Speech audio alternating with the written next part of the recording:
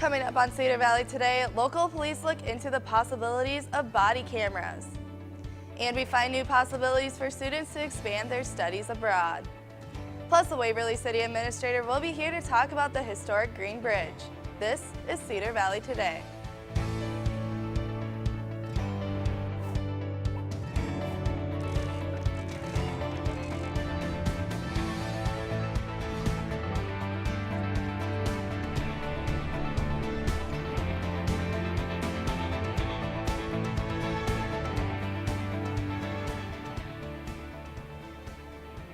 Hello and welcome to Cedar Valley Today.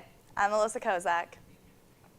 Waverly's police chief says he wants to put body cameras on his officers, but before officers can hit record, the request for over $12,000 has to be okayed by the Waverly community. Cedar Valley Today, Jeannie Edson reports. Police department, search warrant, open the door! Body cameras, like the ones worn on the chests of police officers during a raid in Arizona, could be on their way to Waverly. I think it's just trying to be proactive and get in front of a situation that potentially could happen, but truly seeing the trend. Waverly City Police are asking for $12,000 for 8 new body cameras. While this is the proposed budget, Chief of Police Richard Purcell says 8 body cameras are just the first step in a larger plan. Eventually, he hopes each of his 16 officers will wear a camera. They will have to rotate the cameras, and it'll just be a benefit to have a camera for everybody. Purcell says his investigation unit has worn 2 body cameras for 8 years. But should the department be okayed for the new cameras, policies for the public use of the recordings and footage would need to be made. I mean, I know there are some expectations out there that, hey, as soon as an officer goes on duty, they should have the camera on. Well, I don't know if anybody would like that even for their own job.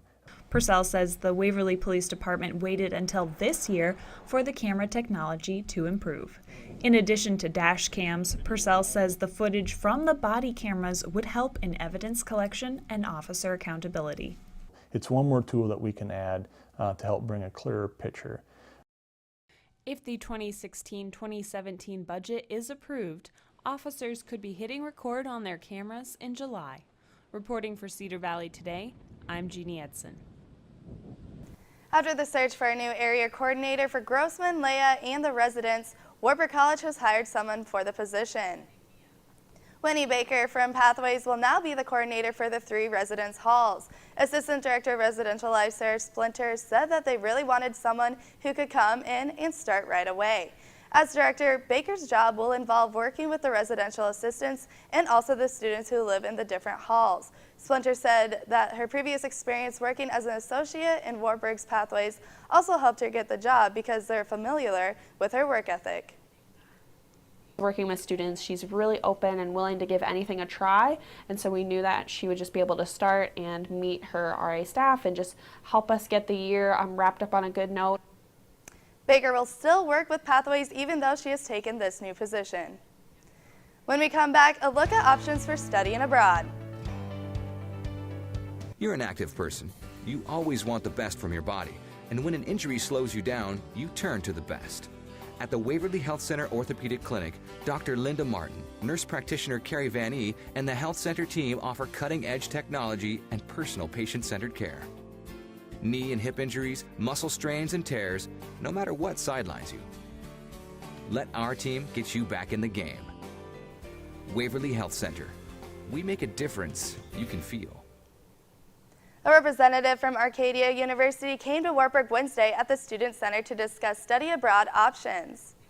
Booklets for Australia, New Zealand, Europe, Great Britain, and other places were available. Sarah McIntosh says that Arcadia University offers 120 programs in 15 different countries for students who are interested. Studying abroad helps students gain work experience and networking skills.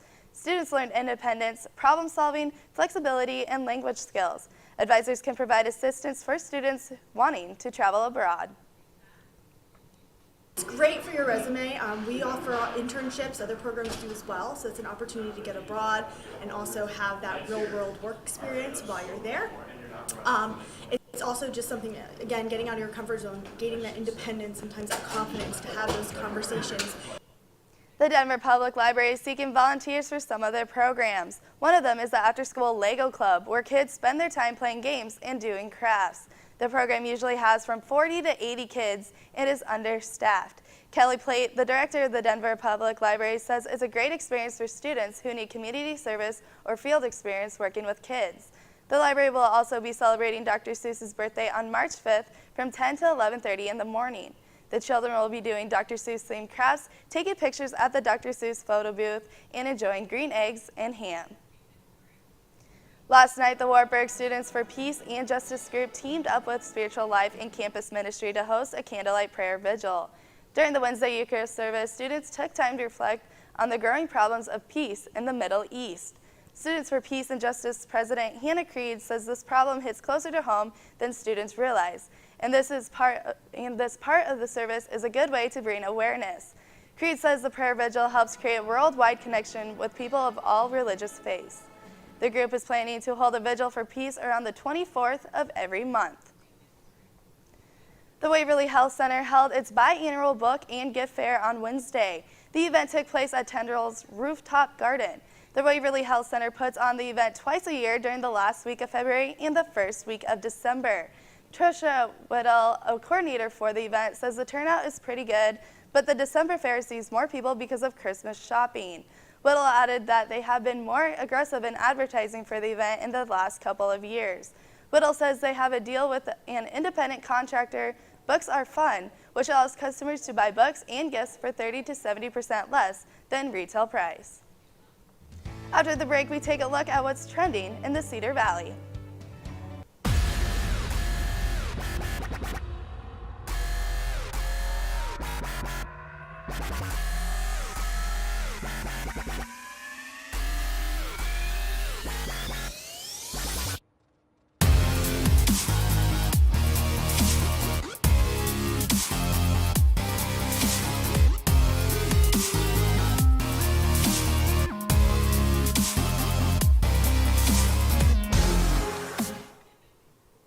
Here's what's trending in the Cedar Valley.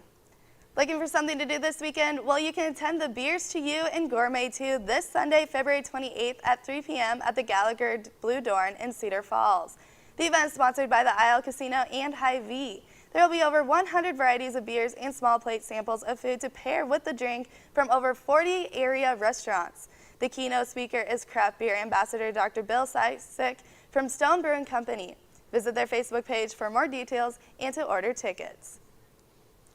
Yesterday, the search at the University of Northern Iowa for a new athletic director ended. President Bill Rudd named David Harris as the new director. Currently, Harris is the Senior Associate Athletic Director at Iowa State University. He will begin at UNI on March 28th. Congrats to UNI and their new athletic director. Yesterday, Chick-fil-A visitors got free chicken sandwiches. The new restaurant in Waterloo is set to open March 3rd, but had a special promo yesterday where they gave out 1,000 sandwiches between 11:02 and 4:07. The first 500 customers got a free sandwich during those times. Now look at your weather.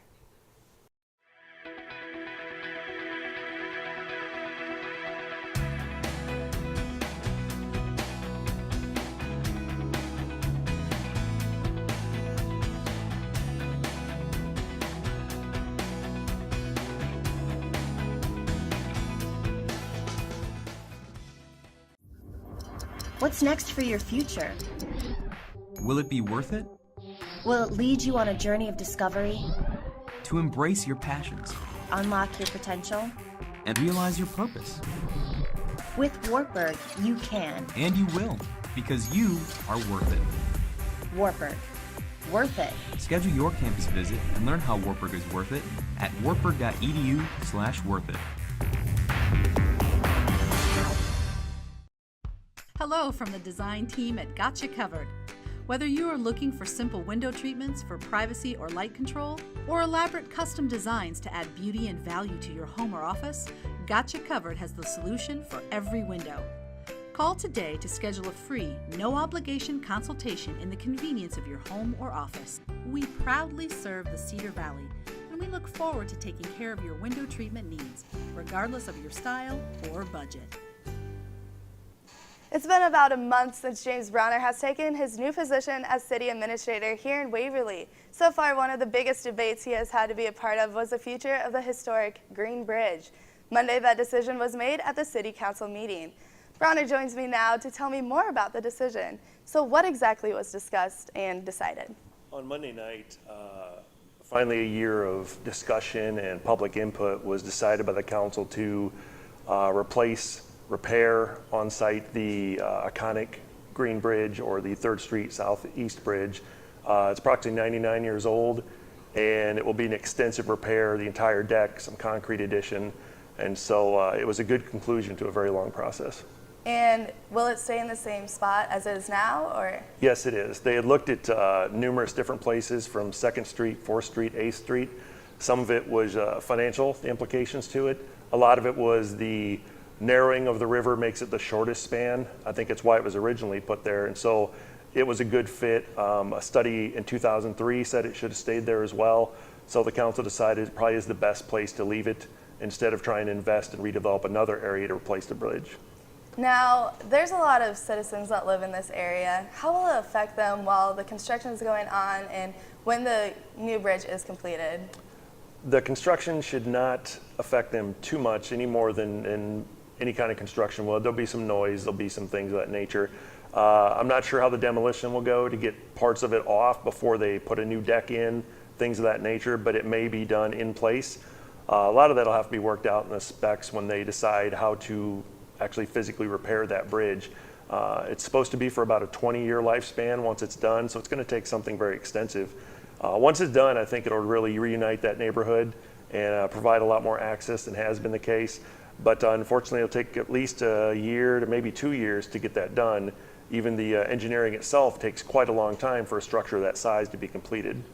Now, you said that they're going to repair it. What exactly are they repairing, and how long will that take? Like you said, it'll be a year to take to repair. Correct. But why is it being repaired? The other alternative was to take the bridge down completely and put a new concrete bridge in.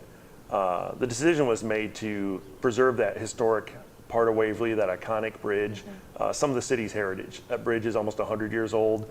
It's called the Green Bridge. Actually, I understand it was silver originally, so maybe it'll be silver when it's done. But the repairs are extensive. They will remove the entire decking, the floor of the bridge, so to speak, a lot of the railing. They'll cut that steel out, put new steel in, and then they will concrete a path over it, which will help protect the steel under it, which doesn't exist today, and maybe keep it from eroding as fast as it had before. Okay, and when will the construction take place? It'll take quite a few months to get the engineering design done. It could be late fall, that may be pushing it. It probably will be most likely in the spring, depending on weather, river levels, things like that. All right, well, that's exciting news for the residents of Waverly. Thank you for joining me today, and I look forward to seeing how this happens and how the repairs take place. Absolutely. Up next, we take a look at odd sounds on the moon.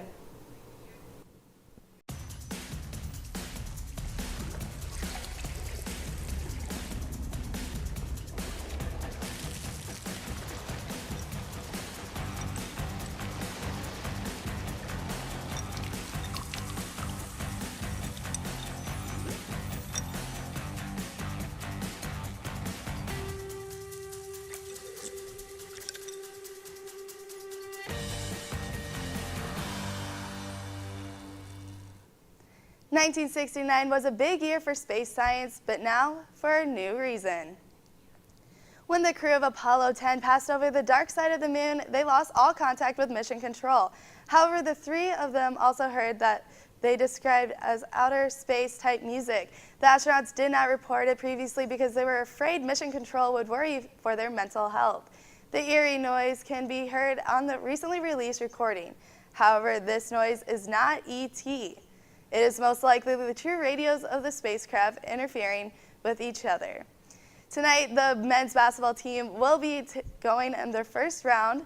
They'll be taking on Buena Vista at 7 o'clock. Tune in on Night Vision for that broadcast. Thanks for watching Cedar Valley Today. Be sure to like us on Facebook and follow us on Twitter. You can also download our Cedar Valley Today app, available on iTunes and Google Play Store. Have a great day, Cedar Valley.